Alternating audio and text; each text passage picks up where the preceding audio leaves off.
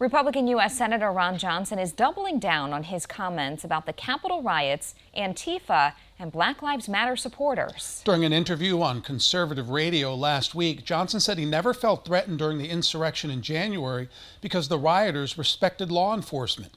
But he said if they had been Black Lives Matter protesters, he might have been concerned. New at 6 AJ Byapor spoke with the senator one-on-one about this. He has you covered on how some Democrats are responding.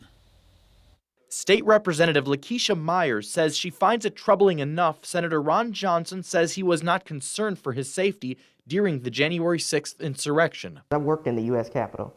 I worked for several members of Congress in the House side and the Senate.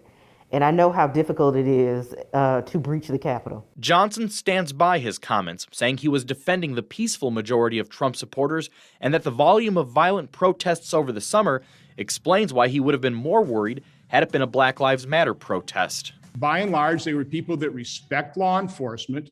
They would never even think of rioting or breaking the law. And that's just the point I've been trying to make. I've been trying to push back on the broad brush that 74 million Americans are somehow suspected domestic terrorists. Who has said that every Trump voter is an armed insurrectionist? What they have said is there were thousands of armed insurrectionists, and I don't believe there were. And I was comparing the level of destruction in 570 riots versus the one Capitol breach, which I also condemned. Going back to Charlottesville, Virginia in 2017, there has been far more than one incident of large-scale right-wing violence. As our conversation went on, I asked Representative Myers, does she think Senator Johnson believes in his heart the things he said, or that it's a calculation that he believes this is the most effective political message?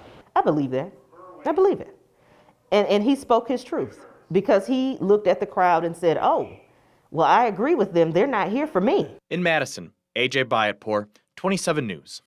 That number of riots Senator Johnson mentions, about 570, it comes from the Armed Conflict Location and Event Data Project. That same group put out a report last fall saying right-wing militia groups pose a serious threat to the security of American elections.